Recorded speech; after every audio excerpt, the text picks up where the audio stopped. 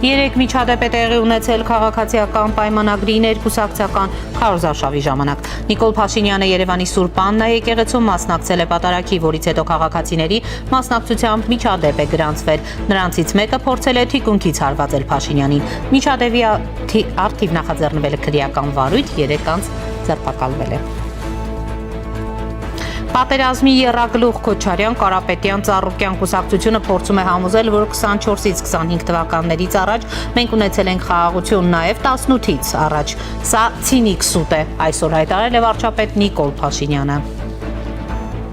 Ուժեղ Հայաստան կուսակցության խորհրդի անդամ Նարեկ Կարապետյանը ոչ միայն հերքում, այլ նաև գրազ է գալիս, որ ընտրություններից հետո Սամվել Կարապետյանի առաջնորդած ուժը իր ձայները չի տալու Հայաստանի երկրորդ նախագահ Ռոբերտ Քոչարյանին։ Դատարանը փոխել է պետական դավաճանության մեջ մեղադրվող Աշխեն Ալեքսանյանի մեղադրանքը, պետական դավաճանության փոխարեն հաստատվել է պաշտոնեական լիազորությունների չարաշահումը։ Արտաքին գործերի նախարար Արարատ Միրզոյանը հայտարարել է, որ թրիփի շուրջ քննարկումները չեն դանդաղել, փաստաթղթերի համաձայնեցման փուլում ենք, ասել է նա։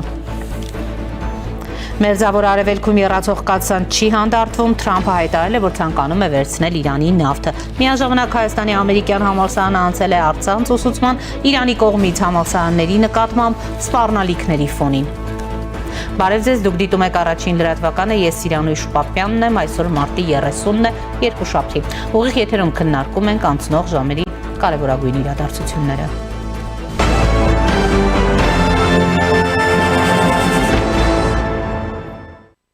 Երեք միջադեպ է տեղի ունեցել քաղաքացիական պայմանագրի ներկուսակցական քարոզարշավի ժամանակ։ Նիկոլ Փաշինյանը Երևանի Սուրբ Աննա եկեղեցում մասնակցել է պատարագի, երբ վարչապետ Նիկոլ Փաշինյանն անվտանգության աշխատակիցների եւ մյուս պաշտոնյաների ուղեկցությամբ փորձում էր դուրս գալ եկեղեցուց, իսկ անվտանգության աշխատակիցները ճանապարհ էին բացում նրա համար, ամբողջից մի երիտասարդ վրդովվեց, հորդորելով չհրել։ Տենց չնայես ինձ, դիմեց երիտասարդը վարչապետին, ինչից հետո փորձեց ձեռքով հարվածել։ Փաշինյանը թիմակիցներին հորդորեց չարձագանքել, ձեռքով լռություն պահելու ժեստ ցույց տալով։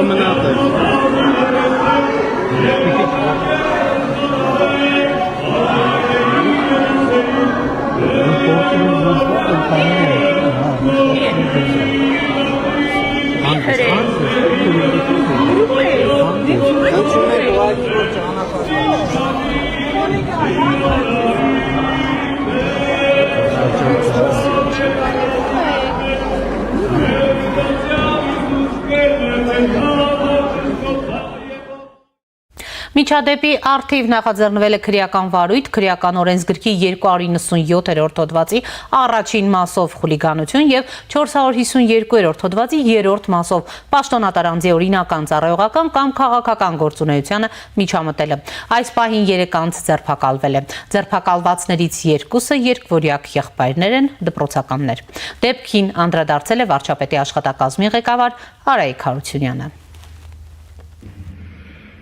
Բարի լույս բոլորին, հուսամ լավ եք եւ աշխատանքային լավ շաբաթ եմ ձեզ մաղթում։ Ուզում եմ անդրադառնալ 3 եկեղեցում տեղի ունեցածին։ Գործընկերներս բավականաչափ խոսել են սրա մասին, դատապարտել այս երևույթը ոչ միայն գործընկերներս։ Բայց այսօր աշխատանքի գալիս հետևում էի, այսպես ասած, օլիգարխիայի խոսափողների արձագանքին այս միջադեպին, եւ ինչ եմ արձանագրում, ուրեմն մետադիչկայով գրում է հետեւյալը. Դե վարչապետ Փաշինյանը չգիտեր, որ շատ մարդիկ կան հավաքված եւ հնարավոր են սադրանքներ։ Ինչ է ստացվում։ Ստացվում է, որ Կտրիչ Ներսիսյանը եկեղեցին վերածել է քաղաքականության մեջ մերժվածների աղանդի, որոնք ուրեմն տոնորերին կամ պատարակներին հավաքվում են եկեղեցիներում եւ ուրեմն թույլ չեն տալիս կամ փորձում են թույլ չտալ իրենց կողմից ոչ հաճո մարդկանց մուտքը եկեղեցի կամ փորձում են սադրել։ Սա ոչ այլ ինչ է, քան աղանդի վերածված մի խմբակ Կտրիչ Ներսիսյանի գլխավորությամբ, որ իրանք են որոշում այդ եկեղեցի ով պետքա մտնի, ով չպետքա մտնի, իրենց հաճելի մարդիկ այնտեղ պետք է լինեն, թե չէ։ Ես կարծում եմ, որ այս կրոնը երբ որ ստեղծվել է ի սկզբանե չի ունեցել նման սկզբունքներ, նման կանոններ եւ նման մտադրություններ եւ հետեւաբար սա աղանդ է, որը պետք է մերժվի Կտրիչ Ներսիսյանի գլխավորությամբ եւ Կտրիչ Ներսիսյանը պետք է հեռանա։ Այսքանը ձեզ լավ օր եւ լավ շաբաթ։ Երեկ վարչապետը թիմակիցների հետ շրջել է Երևանի տարբեր վարչական շրջաններում լսել նրանց մտահոգությունները։ Քաղաքացիներից մեկը հարց է ուղղել թալանածը հետ վերադարձնելու հետ կապված։ Չի երևում ոնց է ամբողջ թալանը հետ բերում։ Դրանք ազգի մեջքը կոտրողներն են, ասել է քաղաքացին, ի պատասխան վարչապետը ասել է. Վստահ եղեք, process-ները գնում են, ամեն ինչ միջև վերջ գնալու է եւ ամեն ինչ հստակ իր տեղին է հասնում։ Չէ, էսի թեմա չկա, վստահեցնում եմ ձեզ 100% վստահ եմ։ Նա նվիրեմ սրանից ձեզ։ Չէ, քանի դրանք դրսում են, ես եղավ, ես մի էս կպահեմ ձեզ համար, բայց էլ եմ ասում, Սայաթնովայի մեջ մի բան ասում, չէ որ թակավորից դու արդար դատ է։ Ճիշտ է։ Բայց այստեղ խնդիրը այն է, ի տարբերություն Սայաթնովայի ժամանակների, հիմա օրենսդիր գործադիր դատական իշխանությունները տարանջատված են եւ երբ որ մեկը մյուսին խառնվում է, կարելի է մանանել։ Ձեր ազգանունը ի՞նչ է։ Աբելյան։ Պարոն Աբելյան, տեսեք, ի տարբերություն Սայաթնովայի, որովհետեւ ես նախկին կոմունիստ եմ։ Խնդիր չկա։ Ի տարբերություն ներկայում եմ կոմունիստ, բայց շատ լավ, հիմա ժամանակակից աշխարհում կա իշխանության թևերի տարանջատման եւ հավասարակշռման սկզբունքը։ Եվ այդ սկզբունքները երբ որ խախտում, հանկարծ փորձենք խախտենք, այդ ունքը սարքելու տեղը կտանք աչքնել կհանենք, այսինքն այս պետք է հաշվի առնենք։ Այս ամբողջ պատմությունը։ Ամեն դեպքում ես ներողամտություն եմ հայցում, որ մենք այդ ակնկալիքները եւ իմիջիայլոց ասեմ, էմոցիայի մակարդակով մեր զգացողությունները իրարից չեն տարբերվում։ Ստեղ գիտեք իմ ու ձեր տարբերությունը ինչի մեջ է մենակ, որ ես որպես պետական պաշտոն, դուք որպես քաղաքացի կարող եք անել այն ինչ որ արգելված չի օրենքով։ Ես որպես պաշտոնյա կարող եմ անել այն մի ինչ թույլատրված է օրենքով։ Որ մաֆիայի դեմ պայքարում այո կան դժվարություններ, բայց իշխանությունը երբեք կուլիսային պայմանավորվածությունների չի գնացել։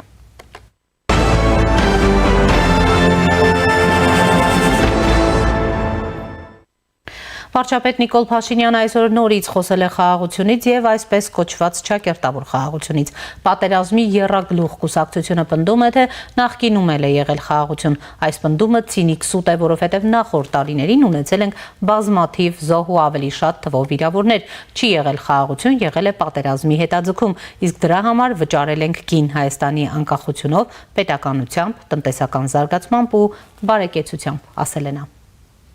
Մեր պատկերացումը հակառակն է, որ խաղաղություն նշանակում է զոհերի եւ վիրավորների բացակայություն եւ խաղաղություն նշանակում է ընդհանրապես որևէ լարվածության բացակայություն։ Նախորդող շրջանում մենք ըստ էության անընդհատ ունեցել ենք գործնականում կարելի է ասել ամենօրյա ռեժիմով ունեցել ենք փոխհրաձգություններ։ Եղել են անընդհատ պարևերաբար դիպուկահարների մարտեր դիպուկահարների մինի պատերազմներ, բայց այստեղ շատ կարևոր է արձանագրել նաև հետևյալը, որ ըստ էության այդ իրավիճակը եւ մեծ պատերազմի հետ հարաբերությունները ինչ են եղել եւ ինչ են նշանակել եւ հետեւաբար իմ ասածը այն է, որ մենք նախորդող շրջանում երբեք չենք ունեցել խաղաղություն, այլ ունեցել ենք պատերազմի հետաձգում։ Չենք ունեցել խաղաղություն, ունեցել ենք պատերազմի հետաձգում։ Նիկոլ Փաշինյանի խոսքով մենք առաջին անգամ մեր անկախության պատմության մեջ ունենք խաղաղություն, նախորդ շրջանում երբեք չենք ունեցել այն եւ այս փաստն ապացուցվում է նրանով, որ 25-ի առաջին օրացուցային տարին է, որ Ադրբեջանի հետ փոխհրաձգության հետևանքով չենք ունեցել զոհեր։ Նա նաեւ հիշեցրել է, որ խաղաղության համաձայնագիրը նախաստորագրված է, իսկ իրականում Հայաստանի եւ Ադրբեջանի միջև ամրագրված խաղաղությունը դե յուրե ամրագրում ունի եւ դա սահմանազատման հանձնաժողովների կողմից վավերացված համատեղ գործունեության կանոնակարգի հաստատումն է ու դրա վավերացումը, որը տվել է փաստաթղթին իրավաբանական ուժ։ Եվ ահա այս տրամաբանությունից շեղվելը ինչ ուղղությամբ տանում են պատերազմի Քոչարյան, Կարապետյան, Ծառուկյան եռագլուխ կուսակցությունը, այդ տրամաբանությունից շեղվելը միանշանակ եւ աներկբա նշանակում է պատերազմ, սրանից բխող բոլոր հետևանքներով։ Եվ ուրեմն մենք բազում զոհերի եւ զոհողությունների գնով հասել ենք ոչ թե պատերազմի հետաձգման, մենք հասել ենք խաղաղության։ Վարչապետը վերջում նշել է, որ որևէ կասկած չունի Հայաստանի քաղաքացին տեր է կանգնելու իր խաղաղությանը հունիսի 7-ի ընտրություններով։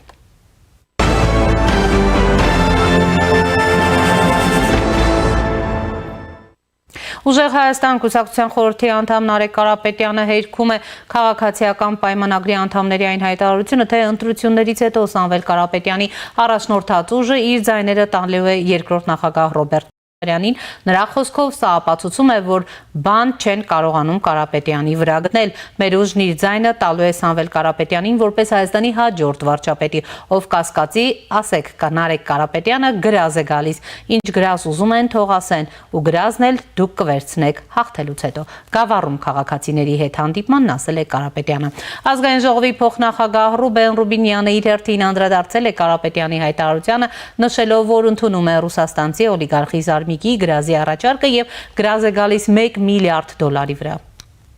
Տեսա, որ Սերժ Սարգսյանի աշխատակազմի երբեմնի ղեկավարի որդին եւ համատեղության կարգով ռուսաստանցի օլիգարխի Զարմիկը հրապարակային հայտարարել է, որ ինչի վրա մարդիկ ուզում են գրազ է գալիս, որ իրենք ընտրություններից հետո իրենց քվեն չեն տալու այլ մարդու, այլ տալու են Սամվել Կարապետյանին որպես Հայաստանի հաջորդ վարչապետ։ Հրապարակային ընդունում եմ գրազի առաջարկը եւ պնդում եմ, որ իրենք ընտրություններից հետո անկախ ընտրությունների արդյունքներից ուզում է 100% քվե հավաքեն, իրենց ձայնը տալու են ոչ թե Սամվել Կարապետյանին որպես հաջորդ վարչապետ, այլ մարդու։ Գրազ եմ գալիս $1 միլիարդ վրա։ Պայմանը հետեւյալն է, եթե իրենք են պարտվում, $1 միլիարդ անհապաղ մուծում են Հայաստանի Հանրապետության պետական բյուջե, այսինքն տալիս են ժողովրդին։ Եթե ես եմ պարտվում, սպիտակ թղթի վրա ինչ ուզում են թող գրեն կանեմ, թող գրեն ինքնասպանեղի, ինքնասպան կլինեմ։ Հիմա ժամը 10:15, 12 ժամ եմ տալիս հրապարակային հաստատելու համար գրազը։ Եթե մինչև երեկոյան 10:15 չհաստատեն գրազը, կֆիքսեմ, որ նրանք օթեն, ինչպես իրենց բոլոր ասածները։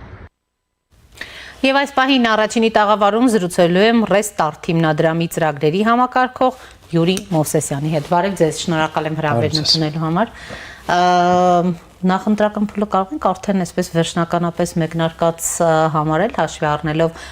հայտարարությունները, փոխադարձ այսպես գրազի կոչերը եւ այլն։ Կարծում շատ շուտվանից է մեկնարկել, ի տարբերություն նախորդի մեր ընտրությունների, մեր այս փուլի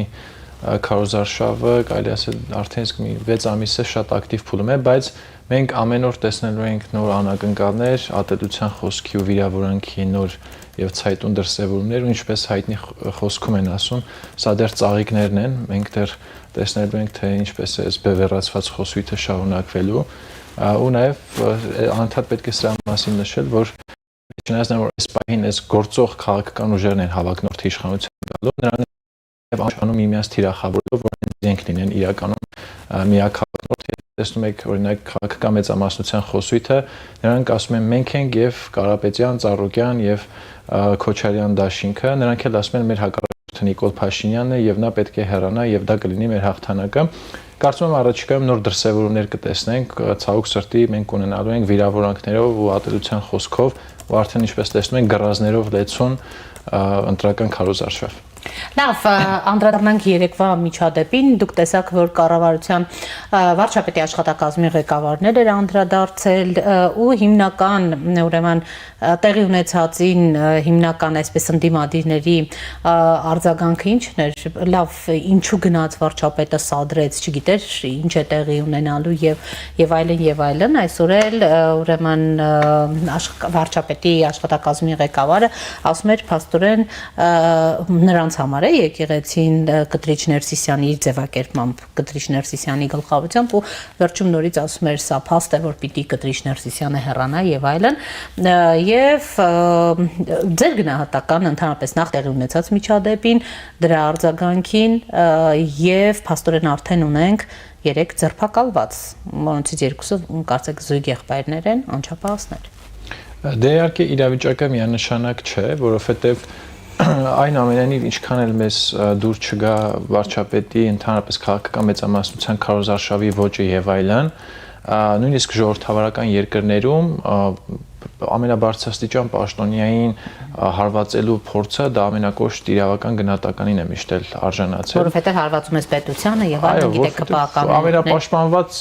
անձին էս հարվածում ըստ էության որը կայացնում է որոշումներ, որը ընտրված է, որը լեգիտիմ է ամենայն դեպս այս պահի դրությամբ առաջիկա մտրությունները կլինեն այն մարդիկ, ովքեր հակառակն են մտածում, կարող են գնալ այլ մարդու ընտրել եւ այլն, բայց եթե վերացարկվենք այս իրավական ինչ որ պայմաններից, արդյոք մեկը իրավունք ուներ, ում իրավունք խախտվեց եւ այլն, այն ամենայնիվ կարծում եմ այս նախընտրական այս ծանր պահերին հնարավորինս պետք է նաեւ քաղաքական մեծամասնությունը որոշակի պատասխանատվություն ունենա, որը ոչ միայն իրավական պատասխանատվություն, այլ նաև այդ բարոյական քաղաքական պատասխանատվության մասին է խոսքը։ Համենայն դեպս ես նույնպես այնտեղ հարազատներ, ընկերներ եմ ունեցել հենց այդ նույն եկեղեցում պատարագում։ Իրավիճակը այնպեսին է եղել, որ ներսում այնքան տեղ չի եղել, որ մարդիկ նույնիսկ դրսում են հետևել պատարագի ընթացքին եւ այդ պայմաններում թիկնապահներով ներկուսակցական քարոզարշավի ժամանակ այսպես մխրճվել ժողովրդի մեջ, որը պարզ է, չէ, որ այնտեղ կլինեն որոշակի մարդիկ, ովքեր այլ քաղաքական հայացքներ ունեն, կլինեն մարդիկ, ովքեր կոնկրետ ոչ թե այլ հայացքներ ունեն, այլ ուղղորդված այնտեղ են գտնվում որոշակի սադրանքներ հրահրելու համար եւ այլն, բայց Կարծում եմ, այս քաղաքական մեծամասնության անընդհատ այս հիմնավորումները, որ մեզ սադրում են եւ այլն, նաեւ քաղաքական պատասխանատվությունը նրանում է, որ պետական բարձրաստիճան պաշտոնյաները, քաղաքական մեծամասնության ներկայացուցիչները պետք է համենայն դեպս բոլորիցս մեկ քայլ, մեկ աստիճան ավելի բարձր իրավագիտակցություն դրսևորեն։ Բայց տեսակ վարչապետը ըստ էության նաեւ լրության, զսպվածության չպատասխանելու կոչ արեց նաեւ, չէ, իր թիմակիցներին այդ պահին։ Ցանկացած տեղ, ցանկացած ոչ քաղաքական հավաքի ժամանակ այդ թվում նաև իմ փորձառությունից կարող եմ ասել մեր երիտասարդական աշխատանքում ցանկացած 100-ի մեջ կարող են լինել մարդիկ, ովքեր ատում են Քոչարյանին, կարող են լինել մարդիկ, որ ատում են Նիկոլ Փաշինյանին ու ատում են բառից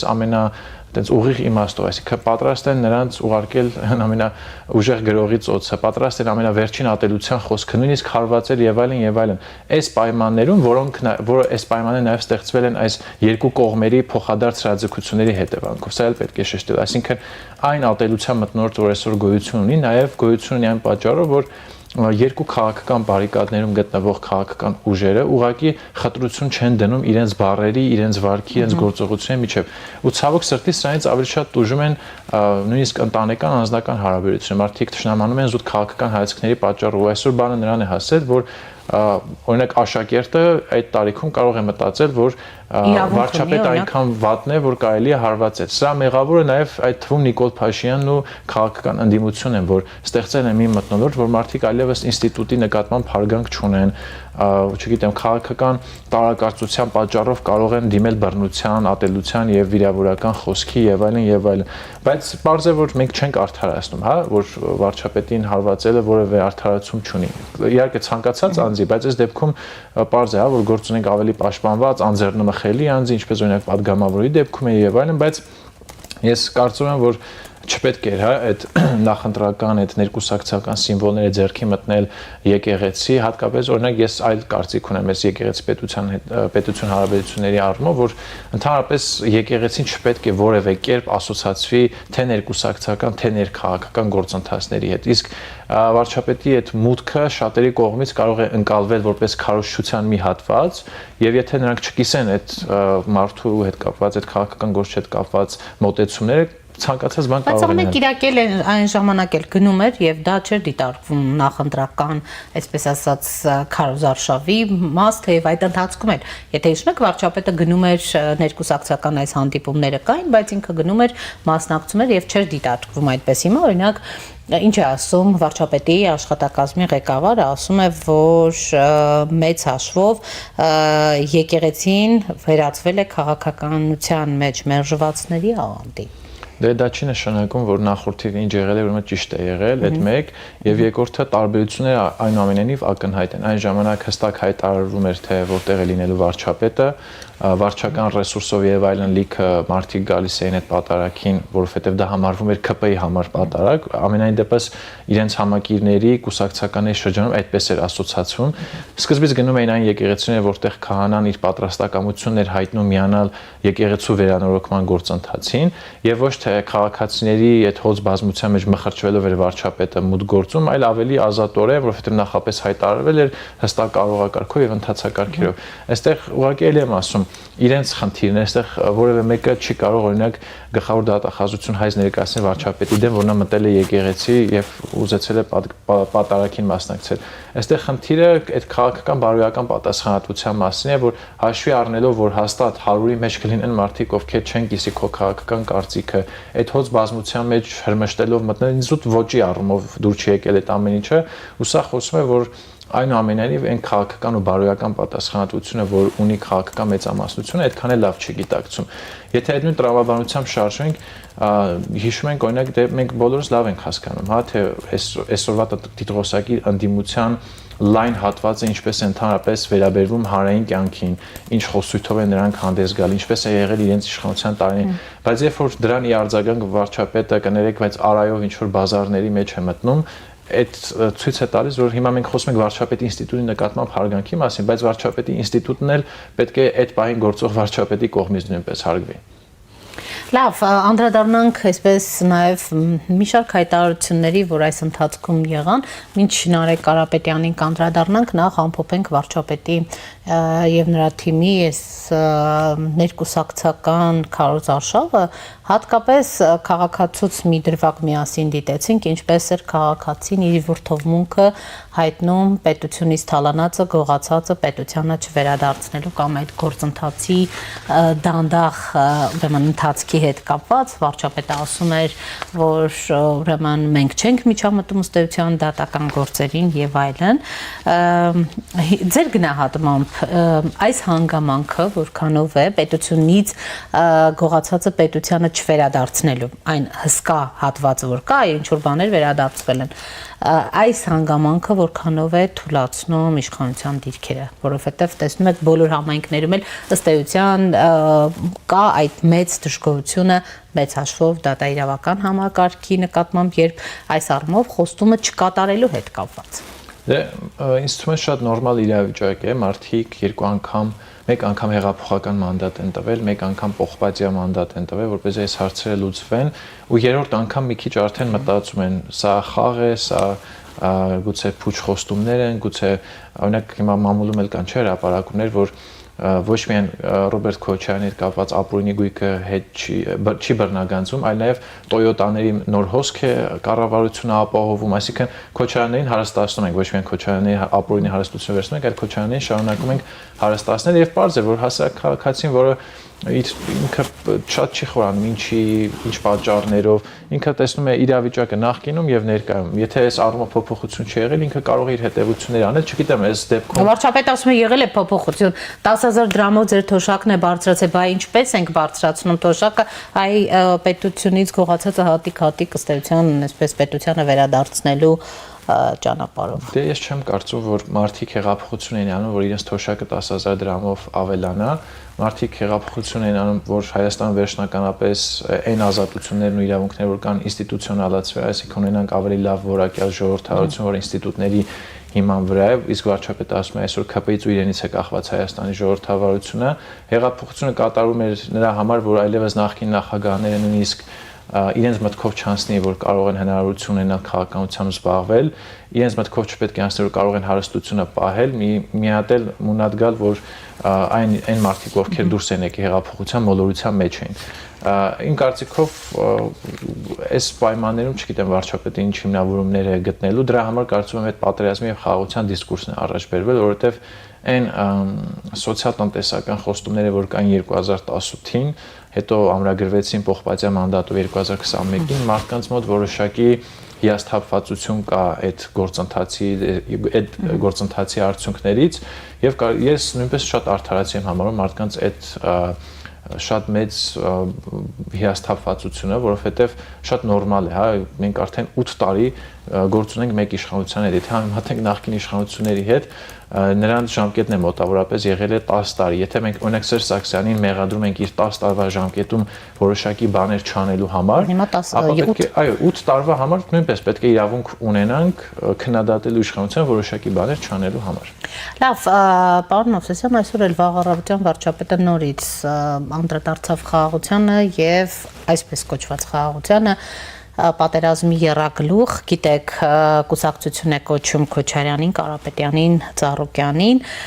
ինչու են պետք այս դիսկուրսները, զրույցները, օրինակ քաղաքացիական պայմանագրի տարբեր պատգամավորներ, անդամներ մեծ այդ զրույցում պնդում են, որ այս բոլորը մեկ կուսակցություն են ըստ էության, վարչապետն ինքն էլ է ասում եւ փաստորեն նրանք մտահոգություն ունեն, որ կարող է նրանց տեխնացուն լինի Ռոբերտ Քոչարյանը, հիմա Նարեկ Կարապետյանն էլ ասում է գրազ կգամ, այդպիսի բան չի լինելու։ Գիտեք, գրազինի պատասխան ինչ առաջարկով հանդես եկավ ազգային ժողովի փոխնախագահ Ռուբեն Ռուբինյանը։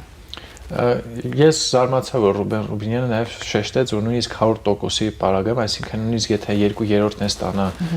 ուժեղ Հայաստանը, նրանք իրենց ձայները կտան այլ մարդու եւ թե այստեղ ինչ որ հավելյալ անվտանգության բարձիկ դրեց իր խոսքում, չնշելով Ռոբերտ Քոչարյանի անունը, բայց ես մի փոքր այդ կարծիքին չեմ, ես մտածում եմ, եթե այն ամենայնիվ ֆորս մաժոր լինի եւ ուժեղ Հայաստան, այսինքն Սամվել Կարապետյանի գլխավորած քաղաքական ուժը ստանա 2/3, չեմ մտածում, որ իր ձայները կտա այլ մարդու, որովհետեւ այդ դեպքում ինքը իր քաղաքական ուժը կարող է համապատասխան փոփոխություններ անել եւ ինքը կարող է լինել արդեն վարչապետ, բայց ես խիստ կասկածում եմ, որ ուժեղ Հայաստան կուսակցությունը կարող է ստանալ կամ ընդհանրապես ընդհանուր ընդդիմությունը կարող է ստանալ 2/3-ը եւ հենց այստեղ է թնջուկը, որևէ մեկը օրինակ նույն Նարեկ Կարապետյանին չի հարցնում, պարզից էլ պարզ է, որ դուք 2/3 չեք ստանալու, եթե ընդհանուր ընդդիմություն ստանում է 50+, ով է լինելու ձեր վարչապետը։ Օրինակ Ռոբերտ Քոչարյանը չեմ կարծում, որ այն մարդն է, որ իր ամբիցիաները մի կողմ կդնի եւ կասի, եթե ես քիչ ձայն եմ ստացել, եկեք Նարեկ Կարապետյանին ընտրենք։ Ամբողջ հարցը սրանում է, ես կարծում եմ երկու կողմերն այս կարևոր հարցից խուսափում են, բայց առաջին հերթին զարմանում եմ, որ այսքան Նարեկ Կարապետյան ճեպազրույցներ է տալիս, բայց ոչ մեկը այդ հարցը չի տալիս։ Եթե դուք 3, 4, 5 ուժով հավաքում եք 50+1%, բայց ոչ 2/3, չի կարող Սամվել Կարապետյան լինել ձեր վարչապետը, որովհետև համապատասխան օրենսդրական փոփոխության համար դուք չեք ունենա մանդատներ, ապա ով է լինելու ձեր վարչապետ։ Ամեն այս ամբողջ այս իրավիճակի մեջ ամենագլխավոր հարցը հենց սրանում է։ Լավ, ձեր գնահատմամբ, տեսեք վարչապետը ըստ էության ամենօրյա ռեժիմով է արդեն այս խաղաղության կարևորության, խաղաղության ժամկետների, թե երբ որ պահից սկսած մենք ուրեմն արձանագրեցինք այս խաղաղությունը եւ այլն, ամենօրյա ժամկետով է խոսում, քաղաքացիների հետ խոսում է, տեսահաղորդներով խոսում է, պարբերաբար լրագրողների հետ զրույցում նորից հաստատում է, որքանով է հասել քաղաքացուն տեղ, որովհետև ինքն ասում է հունիսի 7-ին վստահ եմ, որ քաղաքացին տեր է կանգնելու այս խաղաղությանը, այն կոնտեքստում, այն հիմնավորումներով, որ բերում է վարչապետը սեպտեմբերին, եթե ուրեմն քաղաքացիական պայմանագիրը չունենա սահմանադրական մեծամասնություն, ապա շատ հավանական է, որ սեպտեմբերին կլինի պատերազմ։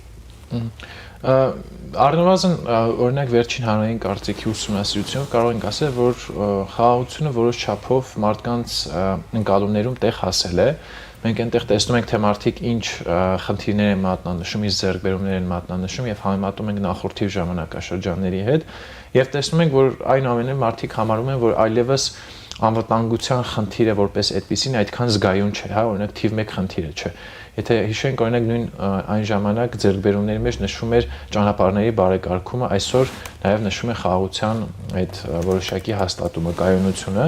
բայց իհարկե վարչապետը ինքը նույնպես քաղաքական ուժի ղեկավար է ու ինքն է նախընտրում, թե ինչպես է փորձելու մատուցել այդ խաղաղության նարատիվը։ Ես օրինակ այդ մոտալուտ կարճաժամկետ հեռանկարում պատերազմի մասին խոսույթը մի քիչ վտանգավոր եմ համարում։ Պետք չէ մարդկանց խաղաղության խոսույթը վախեցնելու միջոցով մատուցել, օրինակ քարոզարշավի ժամանակ մի կին մոտեցել էր Փաշինյանին եւ դա էր հարցնում, ասում էր ես իմ թորնիկը ծառայում եմ, երբ որ դուք խոսում եք, որ դուք չլինեք պատերազմ է լինելու, ես սարսափում եմ, որովհետև տեսեք, ասում եմ, օրինակ ես ձեզ եմ ընտրելու, բա որ այնպես ստացվեց, որ դուք չընտրվեցիք, օրինակ, ես ինչ անեմ, կարող է օրինակ չսպասեմ սեպտեմբերին, մինչև սեպտեմբեր մի բան անեմ, իմ թորնիկը այլևս օրինակ չլինի, հա, զինված ուժերով։ Դրա համար երբ թե իր մտքով էլ չէր ասել, որ մարդիկ կարող են այդքան խորանալ, որովհետև այն ամենով իրենց հարազատների, իրենց ընկերների, իրենց ընտանիքի անդամների մասին է խոսքը, եւ մարդիկ կարող են այդքան խորանալ, որովհետև դա իրենց է վերաբերվում։ Իսկ վարչապետի ասածի մեջ վախի այդ էլեմենտն եք տեսնում, որովհետև նույն բանը ընդդիմությունն է ասում, վարչապետը կոնկրետ շանտաժ է անում եւ ուրեմն վախ սերմանում քաղաքացիների։ Դե համենայն դեպս տեսեք, օրինակ, եթե ես էլ չասեմ, համենայն դեպս կան մարդիկ, ովքեր այդ խաղաղության եւ պատերազմի ամենաուղղակի շահառուներից մեկն են նույնպես, եւ իրենք էլ են ասում, որ իրենք որոշակի վախ են տեսել, որոշակի վատ հեռանկար են տեսել վարչապետի։ Ասում են, օրինակ, մենք ձեզ կընտրենք, բայց գուցե լինեն մարդիկ, ովքեր չընտրեն։ Ես մի անգամ էլ ասացի, երբ որ վարչապետը օրինակ նշաձողը բարձրացրեց այս հարցի, ասեց, եթե մենք չստանանք սահմանադրական մեծամասնություն պատերազմ է լինելու, այստեղ պետք է մի բան հստակ ֆիքսենք, հա, որ օրը վարչապետը 50+1-ով դարձավ վարչապետ, նա պետք է հանրային հաշվետվություն ներկայացնի, երբ է լինելու պատերազմ, որովհետև դու չես ստացել սահմանադրական մեծամասնություն, դու պարզապես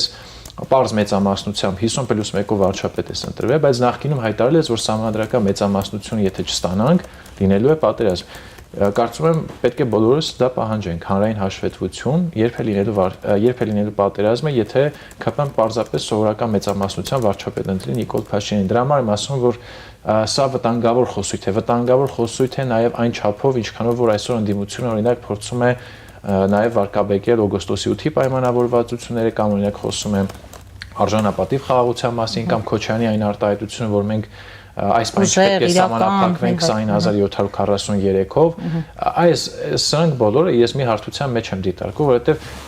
չպետք է մարդկանց ուղղակի վախի մթնոլորտում դրթել գնալ ընտրության, բայց միևնույն ժամանակ պետք է խոսել մարդկանց հետ, որ այո, ձեզ հնարավորություն է տրված ընտրելու որոշակի բաների միջև, ընտրել, որ օգոստոսի 8-ի պայմանավորվածությունների կատարածվեն, թե օրինակ օգոստոսի 8-ին նոր միջնորդներ, նոր երաշխավորներ կան եւ դրա միջոցով փլուզել այս փխրուն համակարգը։ Դե երաշխավորների մասին պարբերաբար է։ Ուղղակի ես մի կողմից էլ հասկանում եմ, սա քաղաքական պայքար է եւ հաստատ Նիկոլ Փաշինյանը ամենալավն է հասկանում, թե ինչպես կարելի է ստանալ առնվազն մեծամասնություն, որովհետեւ այն քաղաքական փորձը, այն քաղաքական տարբեր իրավիճակներում այսպես ասած չոր դուրս գալու մարտավարություններին լավ տիրապետելը հաստատ իրեն է բնորոշ, ոչ թե մեզ, որ փորձում ենք ավելի շատ դիրքավորվել ժողովրդավարության մարդու իրավունքների տեսանկյունից։ Մեզ օրինակ ինձ այս պահին ոչ թե ավելի շատ հուզում է թե ով է գալու իշխանության, այլ ավելի շատ հուզում է Հայաստանի ժողովրդավարության որակը, մարդու իրավունքների պաշտպանությունը եւ այլն։ Ու այս կոնտեքստում սա խնդիր է ու պետք է, երբ որ մատնանշում ենք խնդիրներ ժողովրդավարության տեսանկյունից ընդդիմության մասով, նաեւ պետք է այս վտանգավոր խոսույթները մատնանշենք, որովհետեւ սա իրոք մարդկանց մտահոգում է եւ սրա մասին չխոսելը ես սխալ եմ համարում։ Պարոն Հովսեսյան, անդրադառնանք վերջին շրջանում, այսպես որոշակի աղմուկ է նկատվում նաև ձեր հիմնադրամի շուրջ, մասնավորապես այն քննադատությունը, որ ռեստարտ ուսանողական շարժումից ըստ էության նոմենկլատուրայի, կաբինետային նոմենկլատուրայի է վերածվել, ինչ է տեղի ունենում, որտեղից այս ինտրիգները, որքանով եք կիսում այս քննադատությունը, համեցեք։ Դե ես բազմիցս թե նաև իմ այլ ընկերները ռեստարտ հիմնադրամի ներկայացուցիչները փորձել են ամեն անգամ բացատրել այսօրվա իրավիճակը Հայաստանում քաղաքացիական հասարակության դիրքերից, ռեստարտի տեսանկյունից, ընդհանրապես Հայաստանի տեսանկյունից ինչ է փոխվել, ինչու է որոշ բաներ տարբերվում նախորդի ժամանակահատվածներից եւ այլն, եւ պարզ է որ չեմ կիսում այդ մոտեցումը, նաեւ չեմ կիսում նաեւ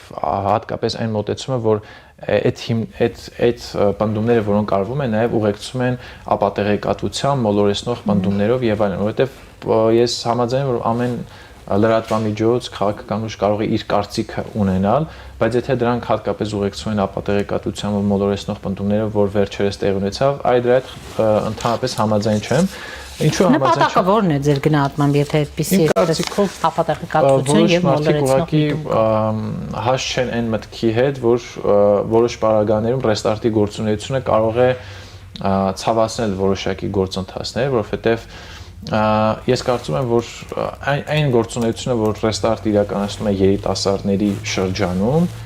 որոշ մարդկանց դուրը չի գալիս ու հատկապես նաև այս նախընտրական հատվածում այսօր մենք անդադ խոսում ենք հիբրիդային հարձակումների մասին, մենք խոսում ենք արտաքին ապատեղեկատվությունների մասին ու այս կոնտեքստում ռեստարտի աշխատանքը շատերին դուր չի գալիս ու ես վստահ եմ, որ գուցե առաջիկայում լինեն այդ թիրախավորումները, բայց բացի այդ նաև ուզում եմ անդրադառնալ ավելի բովանդակային, թե ինչու այդ պնդումները, որ ռեստարտը դարձել է օրինակ գործող կառավարության հետ համախոհ, իսկ ժամանակին օրինակ իրենք պայքարում էին եւ այլն, առնվազն օրինակ վերջերս Civilnet-ը հրապարակել է ռեպորտաժ։ Ես այդ ռեպորտաժից բացի այլ ռեպորտաժում Civilnet-ում խոսել եմ դրա մասին, որ առնվազն անցյալ տարի, երբ որ ռեստարտ օրինակ միացել էր տրանսպորտի սակագների բարձրացման դեմ բոյկոտին, այդ լրատվամիջոցները, ովքեր տարիներ շարունակ ռեստարտին ասում էին դուք այլևս քաղաքացիական շարժումներ չեք անում եւ այլն, պատահմամբ անհետացան, որևէ մեկը չէր լուսաբանում։ Ու իդեպ այդ լրատվամիջոցների կեսը առնվազն դիրքավորված է որպես անկախ, անաչառ, նաեւ շատերը ընկալվում են որպես արևմտյան Հայաստանի արևմուտքի միջև հարաբերությունների ջատագով եւ այլն, եւ դա ինձ համար օրինակ խնդրահարույց է։ Նույն օրինակ հեղափոխությունից հետո ռեստարտը որևէ կերպով չի մասնակցել իշխանության իրացմանը ու մերժել է բոլոր առաջարկները։ Այդ նույն ռեստարտներ, որ դեռևս երբ որ հիմա դե շատերն են դրա մասին խոսում, 2018-ին, 2019-ին ԱԱԾ-ի շենքի դիմաց խոսում էր, որ այս շենքում այն ինչ որ կատարվում է ու դեռ շարունակում է հեղափոխությունից հետո կատարվել, դա ուղիղ հարված է հեղափոխական օրակարգին։ Այն ժամանակ չկար այս Հայաստան արևմուտք հարաբերությունների դինամիկան, չկար այս հակառուսական մեծ ալիքը, նաև հանրային տրամադրությունները, բայց մենք հասկանում ենք, որ հեղափոխությունից հետո Հայաստանի կախվածությունը ամենակարևորն են, իսկ ԱԱԾ-ն ոստիկանական ու իրավապահ համակարգը ամենակարևորն են այդ շրջանում ու դրա համար ես կարծում եմ, որ սա ոչ այլ ինչ է, քան թիրախավորում, որովհետև առանց փաստերի, առանց հիմնավորումների ամենատենց հեղինակավոր լրատվամիջոցների ճիշտ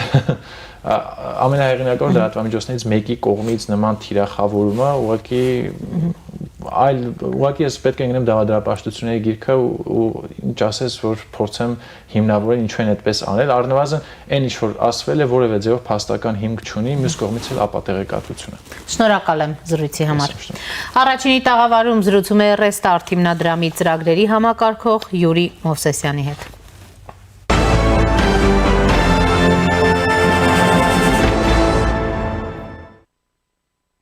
Դատարանը փոխել է պետական դավաճանության մեջ մեղադրվող Աշխեն Ալեքսանյանի մեղադրանքը, պետական դավաճանության փոխարեն հաստատվել է պաշտոնեական լիազորությունների չարաշահումը։ Նրա խափանման միջոց կալանքը չի փոխվել։ Հայաստանի դատախազությունը մտադիր է բողոքարկել առաջին ատյանի դատարանի որոշումը։ Հիշեցնենք, հունիսի 29 ազգային անվտանգության ծառայությունից ստացված հաղորդման հիման վրա քննչական կոմիտեի պետության սահմանադրական կարգի հիմունքների ու հասարակական անվտանգության դեմ ուղղված հանցագործությունների քննության գլխավոր վարչությունում քրեական օրենսգրքի 418-րդ հոդվածի առաջին մասով եւ 424-րդ հոդվածի առաջին մասով առերևույթ հանցանքների հատկանիշներով նախաձեռնվել է քրեական վարույթ Հայաստանի արտաքին գործերի նախարարության աշխատակցի կողմից լրտեսության, օտարերկրապետության ներկայացուցչին պետական գաղտնիք պարունակող տեղեկությանը ծանոթանալու համար պայմաններ ստեղծելու, թշնամական գործունեություն իրականացնելու համար օգնություն ցույց տալու եղանակով պետական դավաճանություն կատարելու դեպքի վերաբերյալ արտաքին գործերի նախարարության աշխատակցին կալանավորել էին 25 թվականի օգոստոսի 29-ին։ Այն ժամանակ նշվում էր, որ նա Սիրիային կապի մեջ է եղել ադրբեջանցու հետ եւ նրան փոխանցել կարևոր տեղեկություններ։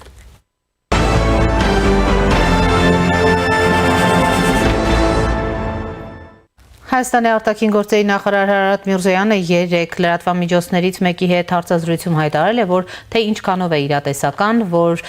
տարվա վերջում թրիփի շինարարությունը կսկսվի, միևնույն ժամանակ հավելել է, որ այդ նախագիծը չի սառեցվել։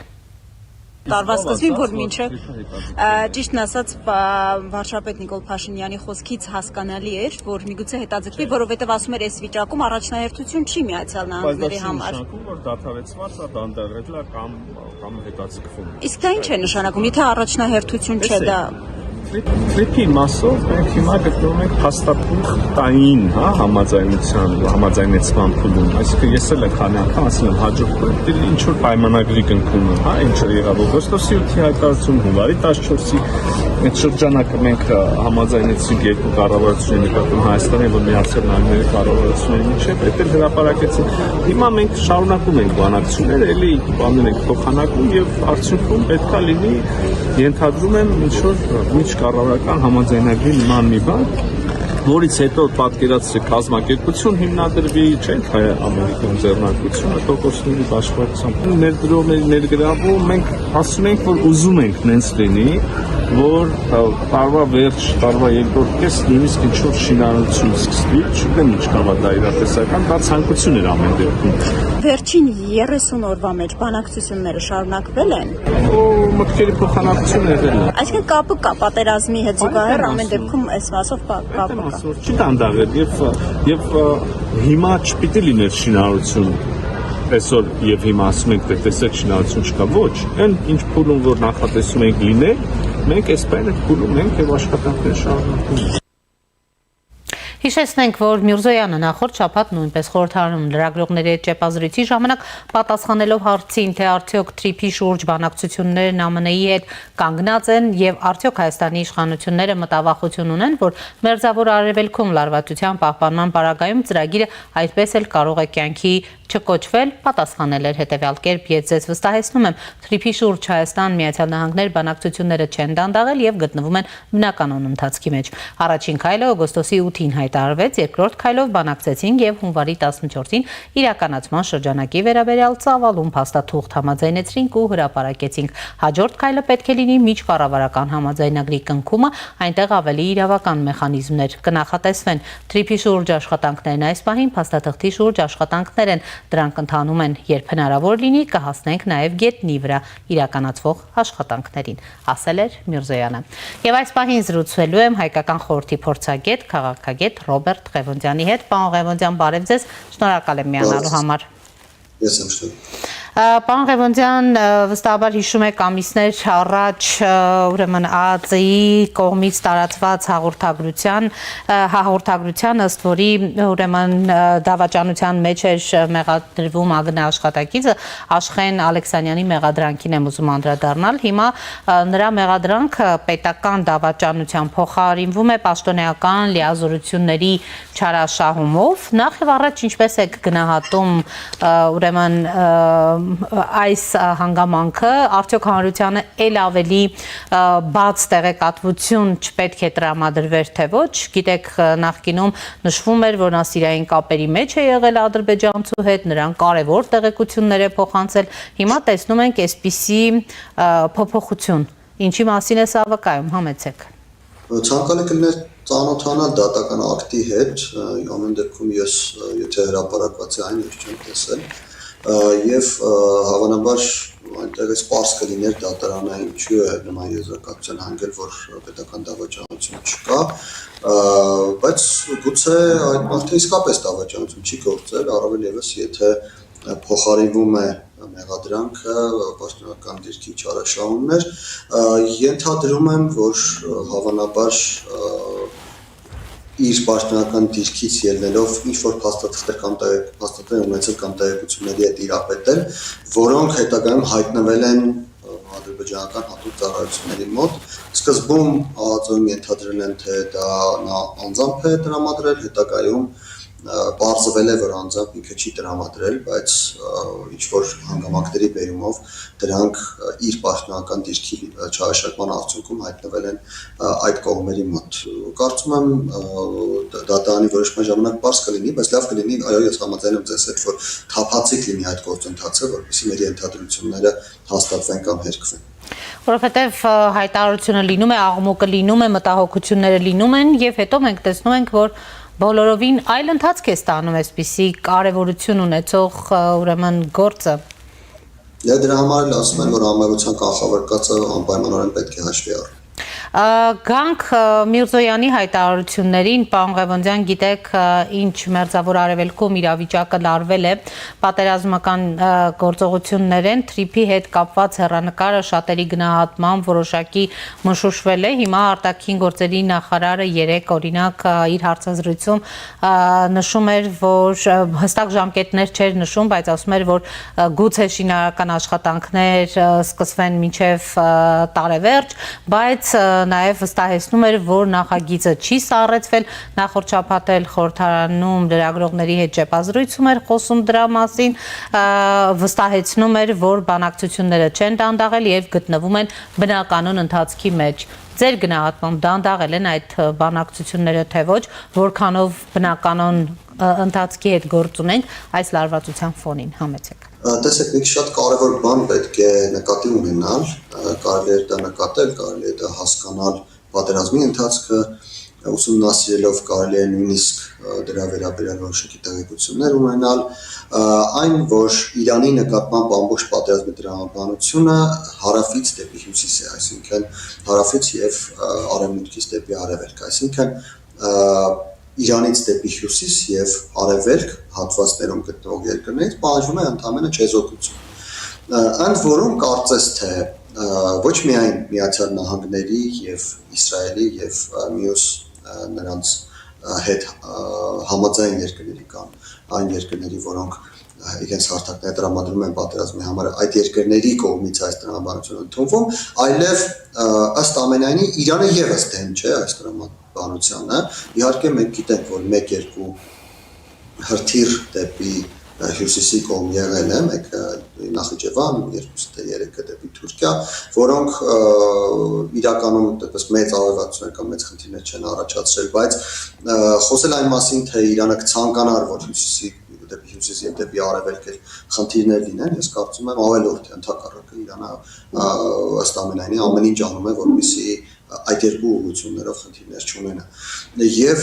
այս տրամաբանությունը հասկանալուց հետո հասկանալի է, որ Տրիփին գոնե այս պահին տեղի ունեցող զարգացումների ընթացքում որևէ բան չի սպառնում եւ Հայաստանն ու Միացյալ Նահանգները եւս կարող են հանգիստ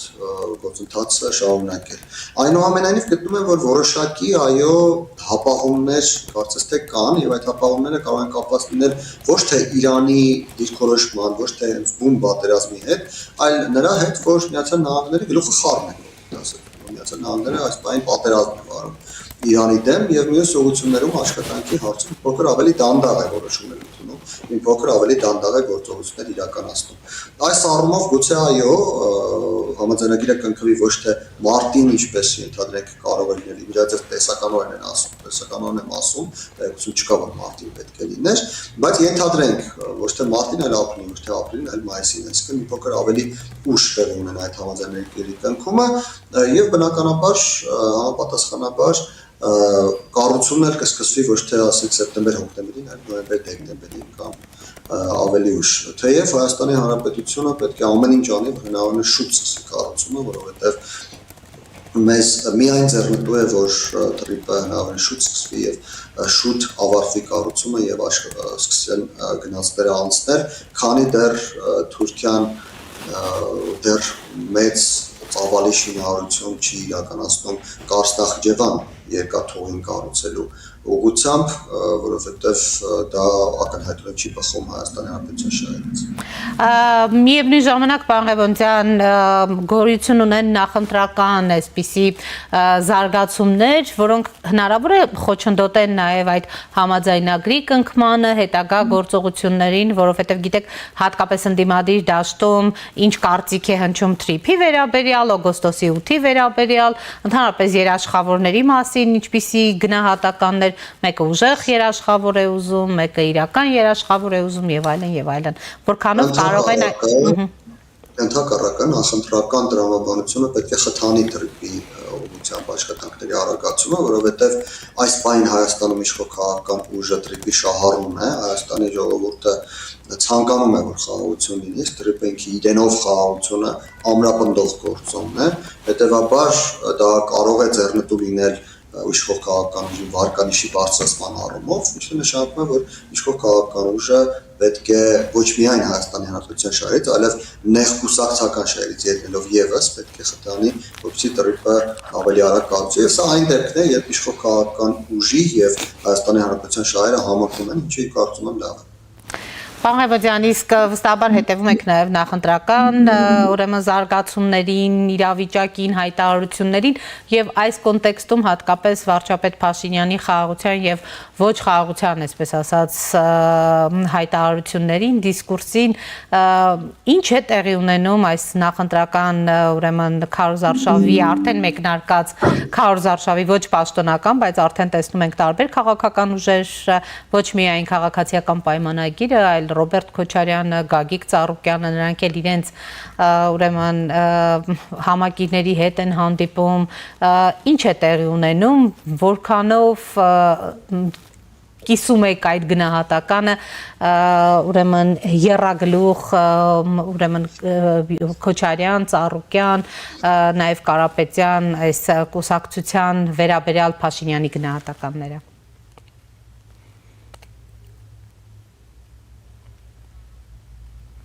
Պարոն Ղևոնդյան, լսում եք։ Հիշեցնեմ, մենք զրուցում ենք հայկական խորհրդի փորձագետ, քաղաքագետ Ռոբերտ Ղևոնդյանի հետ, ես ուրեմն նախընտրական զարգացումների վերաբերյալ եմ փորձում պարոն Ղևոնդյանի հետ խոսել, հատկապես 3 տեղի ունեցած միջադեպի, ձերբակալությունների եւ նաեւ ընդդիմադիր այդ հատվածի կողմից վարչապետի եւ նրա թիմակիցների իբրև այսպես սադրանք իրականացնելու մեջ մեղադրանքներին, այս պահին կապի հետ կապված կարծեք թե խնդիր ունենք, կարճատև դադար է մեր եթերում։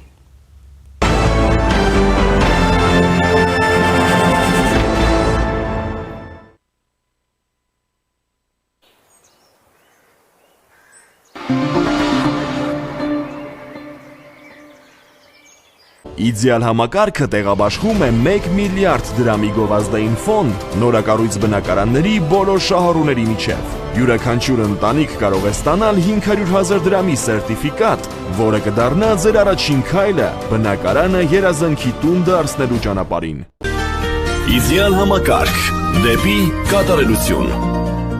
Իսկական ազատությունը սկսվում է այնտեղ, որտեղ քեզ անկաշկանդ ես զգում։ Երբ ամեն ինչ իր տեղում է, իսկ դու քո տարերքի մեջ։ Երբ պատերը ոչ թե սահմանափակում են, այլ ոգեշնչում։ Իդեալ համակարգից մինչև ապրիլի 7-ը ձեռք բերեք պաստառների նշված տեսականին սկսած ընդամենը 490 դրամից։ Եվրոպական պաստառների նոր ու լայն տեսականին, գերմանական Rush, ֆրանսիական Ugepa, իտալական Parato եւ Emiliana Parati, Hohenberger, Ravenna, Elysium, Wallap, It's Show, արդեն իդեալ համակարգում սկսած ընդամենը 490 դրամից։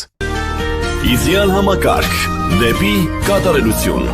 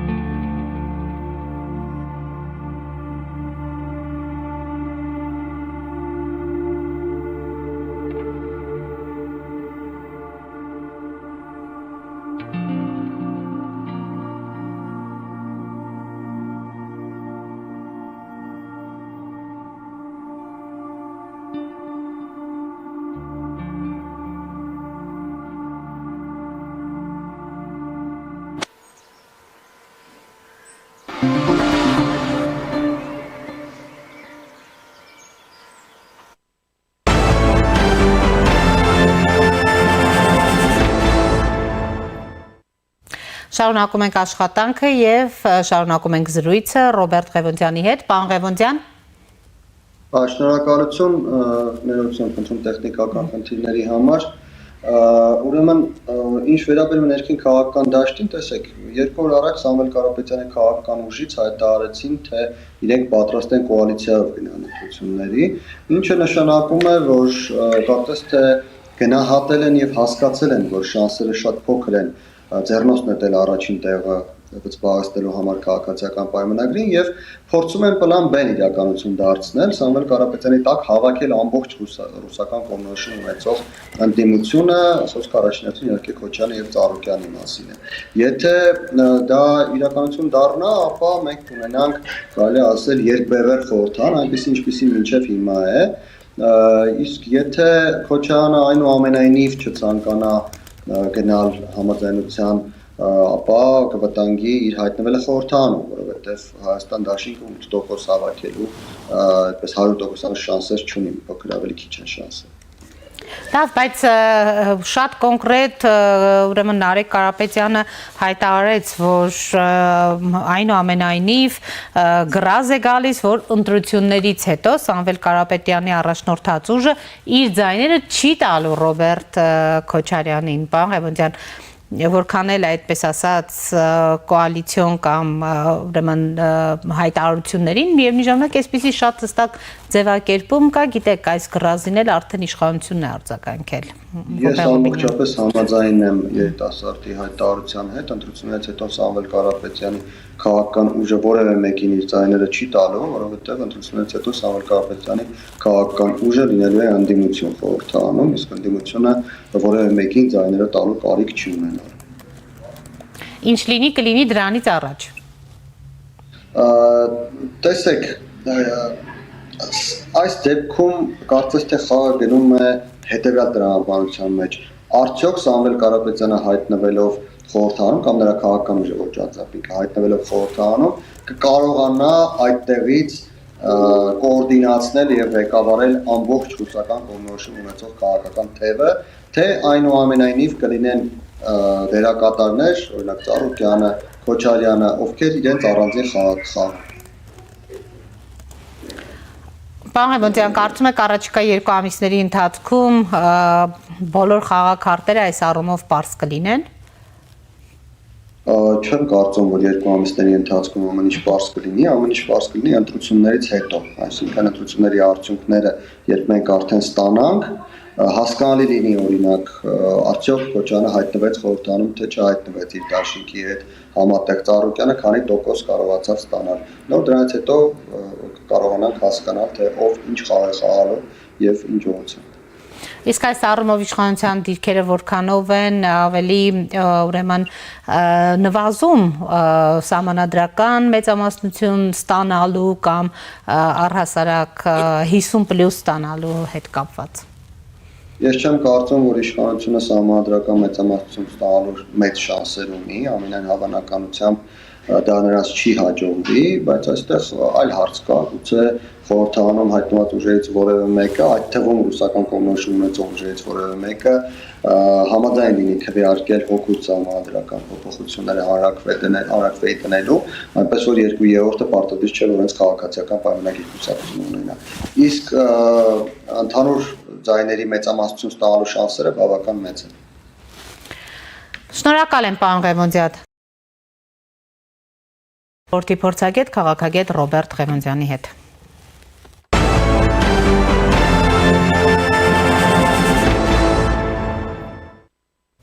Ավելի քան 1 ամիս առաջ մերձավոր արևելքում բռնկված պատերազմի կրակը չի մարում։ Միացյալ Նահանգները եւ Իսրայելը շարունակում են Իրանի ռազմավարական նշանակության օբյեկտների ռմբակոծությունները, իսկ Իրանը ի պատասխան դրա թիրախավորում է տարածաշրջանում գտնվող ամերիկյան ռազմաբազաներն ու Իսրայելի տարածքը։ Այս ամենի խորապատկերին ԱՄՆ նախագահ Դոնալդ Թրամփը Financial Times-ին տված հարցազրույցում նշել է, որ ինքը կնախընտրեր տիրանալ Իրանի նավթին, այդ հնարավոր քայլը համեմատելով Վենեսուելայում տեղի ունեցածի հետ, որտեղ Նակով վերահսկել նավթարդյունաբերությունը նախագահ Նիկոլաս Մադուրոյի գերեվարումից հետո։ Նա նաև խոսել է Պարսից ծոցում գտնվող Իրանի Խարս կղզի գրավելու իր մտադրության մասին։ Գուցե մենք տիրանանք Խարս կղզին, գուցե ոչ։ Մենք շատ տարբերակներ ունենք։ Դա նաև կնշանակեր, որ մենք որոշ ժամանակ այնտեղ պետք է մնանք։ Ավելին Wall Street Journal-ը հղում անելով ամերիկացի պաշտոնյաներին տեղեկացնում է, որ Թրամփը քննարկում է Իրանից մոտ 450 կիլոգրամ ուրանի առգրավման ռազմական գործողությունը։ Աղբյուրների համաձայն Թրամփը դեռ չի որոշել տա այդ հրամանը, հաշվի առնելով ամերիկյան զորքերի համար ռիսկը։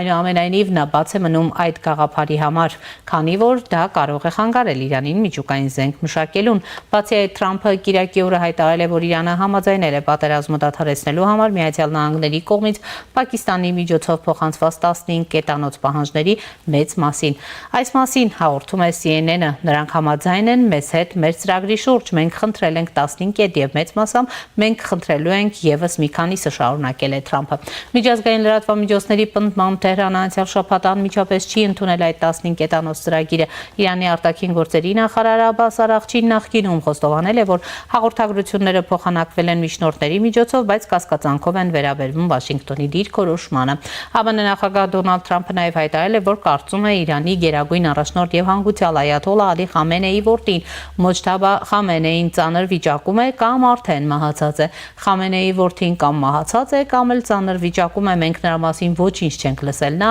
անհետ կորած է, ասել է Թրամփը։ Նաեւ մեկ անգամ կրկնել է իր նախկինում արած հայտարարություններն այն մասին, որ Միացյալ Նահանգները Իրանի հետ վարում է ինչպես ուղղակի, այնպես էլ անուղղակի բանակցություններ, հավելելով, որ Միացյալ Նահանգները գործ ունի բոլորովին այլ մարդկանց հետ եւ տեղի ունեցողը որակել է որպես ռեժիմի փոփոխություն, հավելելով, որ իրանական կողմը գործում է շատ խելամիտ։ Ըստ նրա, Իրանի իշխանությունները Միացյալ Նահանգներին կտրամադրեն նավթով լի 20 տանկեր։ Այսօր նրանք մեզ եւս մեկ նվեր մատուցեցին։ Նրանք մեզ նավթով լի 20 նավ նվիրեցին, որոնց առաքումը կսկսվի վաղը, հայտարարել է ԱՄՆ նախագահը։ Միևնույն ժամանակ The New York Times-ը տեղեկացնում է, որ Մերձավոր Արևելքում ամերիկյան զորքերի թիվը ներկայումս գերազանցում է 50,000-ը։ Հրապարակումը նշում է, որ 2500 ծովային հետևակի եւ եւս 2500 նավաստիների ժամանմամբ Մերձավոր Արևելքում ամերիկյան զորքերի թիվը գերազանցում է 50,000-ը, մոտավորապես 10,000-ով ավելի, քան սովորաբար։ Մերձավոր Արևելքում այս լարվածության աճի խորապատկերին Թեհրանը սպառնացել է հարվածներ հասցնել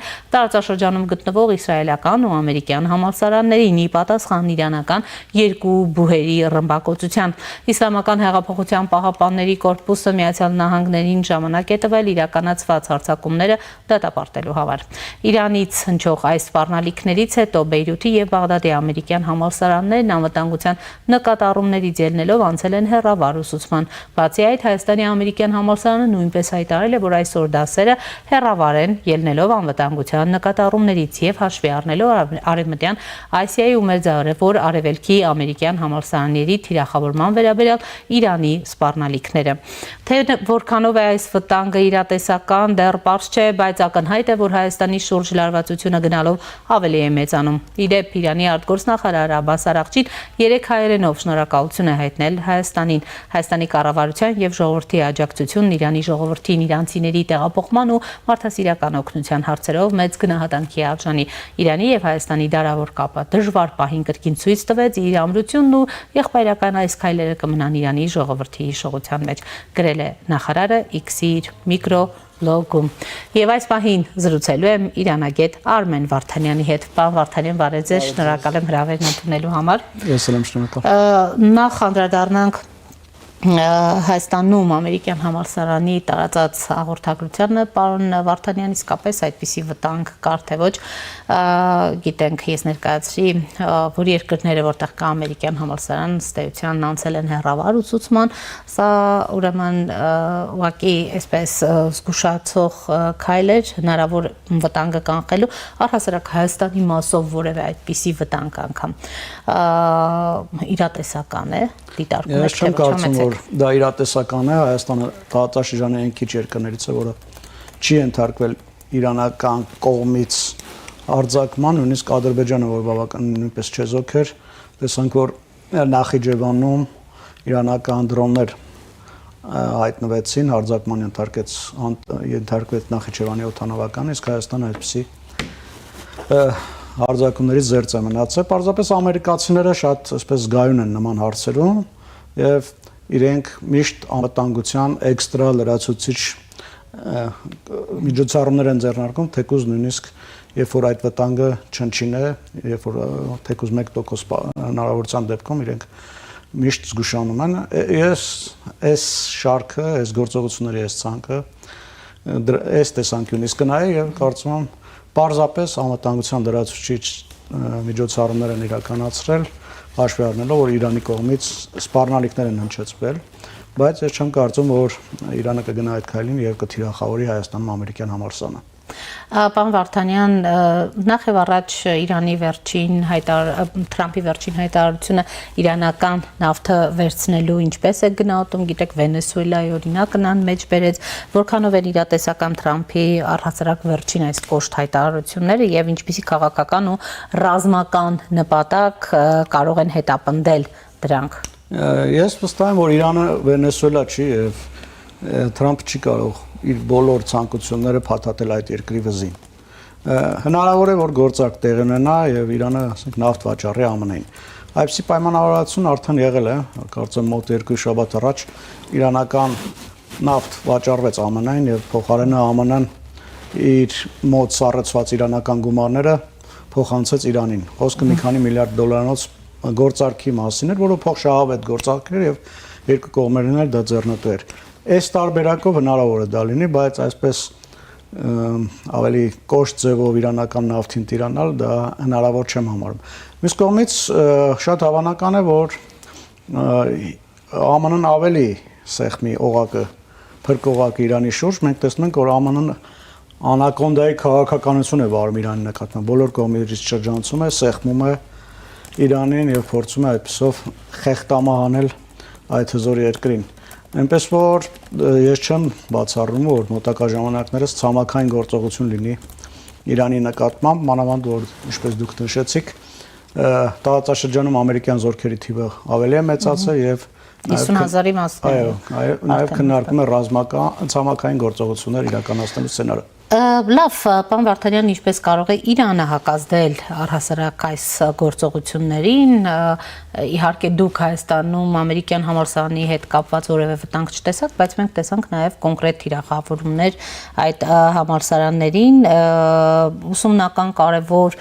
ուրեմն հաստատություններին հարվածելը ուրեմն Իրանի կողմից կարևոր այսպես զենք է այս պահին։ Կարծում եմ Իրանը կթիրախավորի մերձավոր արևելքում գտնվող ամերիկյան եւ իսրայելական ռազմավարական նշանակության օբյեկտներ, բայց մեր տարածաշրջան չի հասնի։ Իսկ մենք տեսնում ենք, որ այլևս Իրանը որևէ բանի առջև կանգ չի առնում։ Նախորդ տարիներին դեպքեր եղան, երբ որ ԱՄՆ-ն գործողություններ իրականացրեց Իրանի դեմ եւ Իրանը միայն ֆիկտիվ պատասխանեց դրան։ Օրինակ Ղասեմի Սոլեյմանի սպանության ժամանակ մի քանի տարի առաջ, երբ որ ամերիկացիները այդ ղոց ստորաբաժանման հրամանատարը սպանեցին Բաղդադում, Իրանը ձևական թիրախավորեց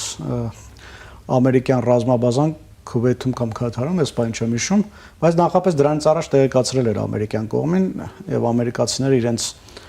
զինծառայողներին դուրս էին հանել այդ ռազմաբազայից եւ պարզապես Իրանը իր դեմքը փրկելու համար այդպիսի գործողության գնաց, որպեսզի ցույց տա, որ իրենք էլ պատասխան քայլեր են գնացել։ Հիմա այլևս տեսնում ենք, որ Իրանը որևէ բանի առաջ կանգ չի առնում։ Արդեն մոտ 300-ից ավել ամերիկացի վիրավորներ կան իրանական հարվածների հետևանքով։ 10-ից ավելի զինծառայող սպանվել է։ 3 կամ առաջի օրը շատ կարևոր մի հատ ինքնաթիռ խոցվեց, որը որ ուղեղային կենտրոն էր, այսպես ասած, ռազմական առումով, այդ ինքնաթիռի կողմը նաև հրամանատարական կարևոր կետ էր, այնպես որ տեսնում ենք, որ Իրանը այլևս որևէ բանի առաջ չի կանգնում եւ թիրախավորում է ինչպես ամերիկյան, այնպես էլ իսրայելական ռազմավարական նշանակություն ունեցող թիրախները։ Թեև անդադ նշվում էր, որ հրթիռները ուր որ է վերջացան եւ այլն, բայց կարծեք թե դա այնքան էլ ուրեմն իրատեսական չէ, ունի այսպես ասած իր պահոստները Իրանը։ Այո, այս հարցում միանշանակություն չկա եւ կարծես թե արևմտյան եւ իսրայելական հետախուզությունը սխալվել է։ Նախկինում շատ էր նշվում, որ ըստ այդ հետախուզական տվյալների Իրանը մոտ 2000 բալիստիկ հրթիռ ունի, հետո ասում էր 3000 թիվը։ Բայց հիմա մենք տեսնում ենք, որ Իրանը շարունակում է բալիստիկ հրթիռների արձակումը, չնայած որ զգալիորեն պակասել է այդ հրթիռներ արձակող կայանների թիվը։ Ամերիկացիները եւ իսրայելցիները կարողացել են դրանց մոտ 90%-ը շարքից անել եւ հնարավոր է նաեւ Իրան ունենա այդպիսի հրթիռներ դեռևս իր պահուստներում, իր պաշարներում, բայց չունենա հրթիռներ արձակող կայաններ։ Դա էլ հարցի մեկ այլ կողմն է, բայց մենք տեսնում ենք նաեւ որ բացի այդպիսի հրթիռներից Իրանը նաեւ հազարավոր շահեդներ ունի այդ ԱԹՍ-ները, որոնք որ իսկական գլխացավանք են դարձել ԱՄՆ-ի եւ Իսրայելի համար։ Ես ուզում եմ հիշեցնել, որ վերջերս Սենատում անցկացված փակ լսումների ժամանակ ամերիկյան հրամանատարությունը հայտարարել է, որ իրենք արդյունավետ պայքարի միջոց չունեն այդ շահեդների դեմ։ Դրանք բավականին էժան են, համը մեկը 35-ից մինչև $50,000, իսկ դրանց խոցող հրթիռները սկսում են $1 միլիոն։ Այսինքն Իրանը կարող է իրեն թույլ տալ հազարավոր այդպիսի ԱԹՍ-ներ ուղարկել ամերիկյան ռազմաբազաների եւ Իսրայելի վրա եւ նույնիսկ եթե դրանք խոցվում են, էլի անհամաչափ են դրանց խոցվող միջոցների եւ այդ ԱԹՍ-ների գինը։ Այս առումով Իրանը այսպես շատ լուրջ խաղակարդ ունի, որի դեմս դեռևս չեն կարողանում առնել։ Եվս մեկ շատ կարևոր խաղակարդ, որի մասին շատ քիչ է արդեն խոսվում, Իրանը գործարկել է, դրա մասին կարծեմ մեր նախորդ հարցազրույցի ժամանակ խոսել ենք, Եմենում գտնվող Անսար Ալլահ շարժումը կամ հութիների շարժումը արդեն ոչ պաշտոնապես, ոչ ֆորմալ մտել է պատերազմի մեջ։ Վերջին 2 օրերին գրանցվել են մի շարք հարձակումներ հութիների կողմից Իսրայելի հարավի վրա, բալիստիկ հրթիռներ են արձակվել, նաև ԱԹՍ-ներ են ուղարկել Իսրայելի վրա, այնպես որ կարծես թե Իրանը ունի պահեստային տարբերակներ հակազդելու ԱՄՆ-ին եւ Իսրայելին եւ այն կանխատեսումները, որ պատերազմը կարող է տևել 4-ից 6 շաբաթ, ինչպես որ անում էին ամերիկյան եւ իսրայելական կողմը, կարծես թե այս առումով իրականություն չեն դառնում եւ Իրանը դեռևս դիմադրում է։ Իդեպ այս տեսանկյունից շատ կարեւոր է նաեւ ասել, որ ըստ միջազգային լրատվամիջոցներում արկա տեղեկությունների ամերիկյան եւ իսրայելական establishment-ի մեջ լուրջ այսպես հակասություններ են առաջացել։ Մասնավորապես խոսում է J.D. Vance-ի, ԱՄՆ փոխնախագահ J.D. Vance-ի եւ Նեթանյահուի միջև տարաձայնությունների մասին։ Ամերիկյան եւ իսրայելական կողմը նախապես պլանավորել էր, որ 4-ից 6 շաբաթում բոլոր հարցերը կլուծվի, բայց արդեն տեսենք 1 ամիս անցել է եւ Իրանը դիմադրում է եւ դեռևս կատաղի փոխադարձ հարվածներ է հասնում այդ երկրներին։ Լավ, պարոն Վարդանյան, այս կողմերի միջև պայմանավորվածություն որքանով է հնարավոր, որ առաջիկայում տեղի կունենա, անցնող շաբաթվա ընթացքում 15 կետանոց առաջարկ էր Թրամփը Իրանին ներկայացրել, բայց կարծեք թե այդ բոլոր առաջարկների շուրջ համաձայնություն հնարավորել չէ ունենալ։ Վաղ թե ուշ բնականաբար գալու են այդպիսի համաձայնության։ Ակնհայտ է, որ Իրանը չունի այդքան շատ ռեսուրսներ ավելի երկարատև պատերազմի համար։ Չնայած, ինչպես արդեն նշեցի, Իրանը տարիներով պատրաստվել էր այդ պատերազմին եւ շատ առումներով նաեւ անակնկալներ է մատուցում։ Բայց միևնույն է, ուժերի հավասարակշռությունը այսպես զգալի է, ԱՄՆ-ն եւ Իսրայելը շատ ավելի ուժեղ են, քան Իրանը եւ ավելի երկարաժամկետ դիմադրություն Իրանի կողմից ուղղակի չի կարող լինել, բայց ինչ որ մի առավել որքան կարող է ձեր գնահատմամբ դիմադրել դեռ Իրանը։ Գիտեք, դա բարդ է ասել, դրա համար պետք է ունենալ հետախուզական միջոցներ, որին ես ցավոք չեմ տիրապետում եւ նույնիսկ ինչպես արդեն նշեցի, նույնիսկ այդ գերտերությունների ղեկավարները իրենց հաշվարկներում սխալվում են, որովհետեւ իրենք հաշվարկել էին, որ Իրանը շատ երկար չի կարողանալու դիմանալ, բայց տեսնում ենք, որ կարողացավ դիմադրել։ Ամեն դեպքում ես կարծում եմ եւս 2-3 շաբաթ եւ պատերազմը կդադարեցվի, դրանից հետո մինչ այդ արդեն կողմերը ինչ որ պայմանավորվածությունների կհասնեն։ Պարոն Վարդանյան, այս 15 կետերի շուրջ հնարավոր է արդյոք հասնել այդ պայմանավորվածություններին։ Տեսեք, 15 կետերի մի մասը Իրանի համար ընդունելի է եւ դրա մասին իրենք հայտարարել են, բայց մի մասը անընդունելի են։ Իրանը միշտ հայտարարել է, որ պատրաստ է բանակցել իր միջուկային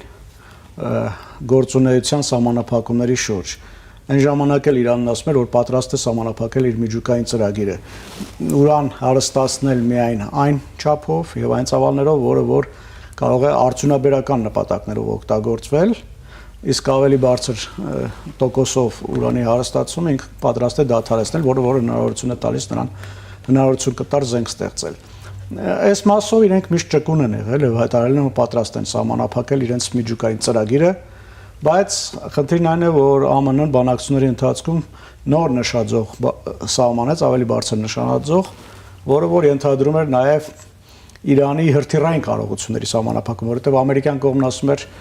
դուք ունեք հրթիռներ, որոնք կարող են մինչև 2000 կիլոմետր թռչել եւ հարվածել Իսրայելին, եւ այդ հրթիռները ունակ են միջուկային մարտագլխիկներ կրել իրենց վրա։ Դրա համար ասում էր, պետք է նաեւ դա սահմանափակեք։ Հիմա այդ 15 կետրանոց առաջարկի մեջ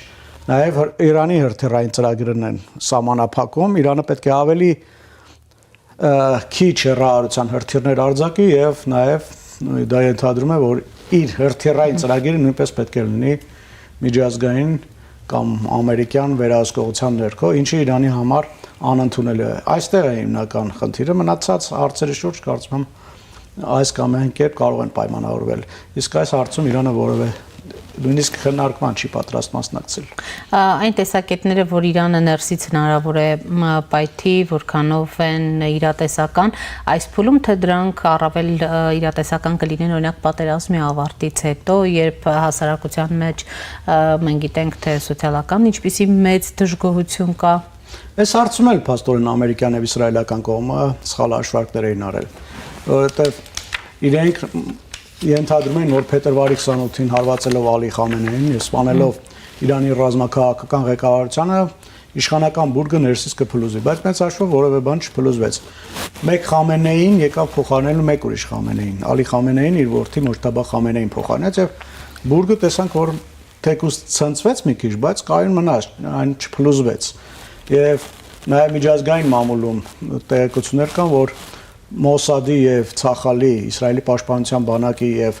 հետախուզական ծառայությունների միջև այս առումով լարվածություն կա, որովհետեւ փաստացիորեն Մոսադը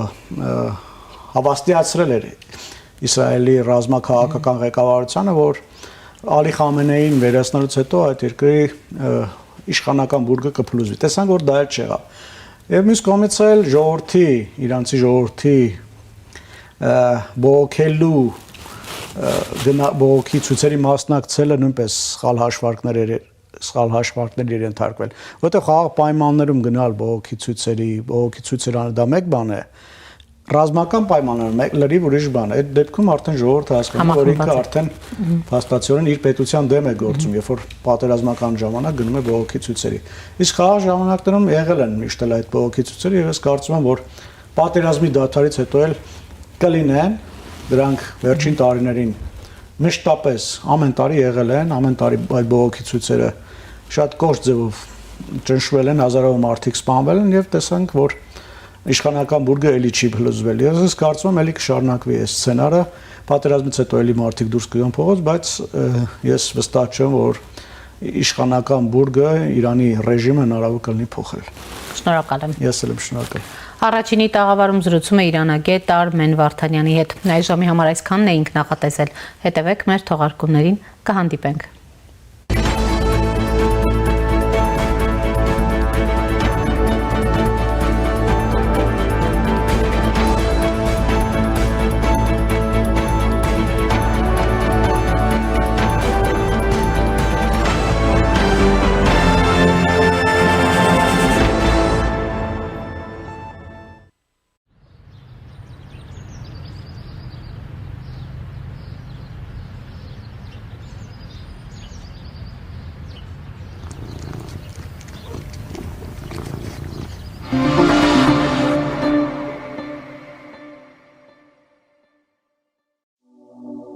Իդեալ համակարգը տեղաբաշխում է 1 միլիարդ դրամի գովազդային ֆոնդ նորակառույց բնակարանների բոլոր շահառուների միջև։ Յուրաքանչյուր ընտանիք կարող է ստանալ 500,000 դրամի սերտիֆիկատ, որը կդառնա ձեր առաջին քայլը բնակարանը երազանքի տուն դարձնելու ճանապարհին։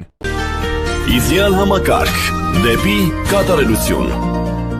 Իսկական ազատությունը սկսվում է այնտեղ, որտեղ քեզ անկաշկանդ ես զգում, երբ ամեն ինչ իր տեղում է, իսկ դու քո տարերքի մեջ, երբ պատերը ոչ թե սահմանափակում են, այլ ոգեշնչում։ Իդեալ համակարգից մինչև ապրիլի 7-ը ձեռք բերեք պաստառների նշված տեսականին սկսած ընդամենը 490 դրամից, եվրոպական պաստառների նոր ու լայն տեսականին, գերմանական Rush, ֆրանսիական Ugepa, իտալական Parato եւ Emiliana Parati, Hohenberger, Ravenna, Elysium, Wallap, It's Show, արդեն իդեալ համակարգում սկսած ընդամենը 490 դրամից։ Իդեալ համակարգ դեպի կատարելություն։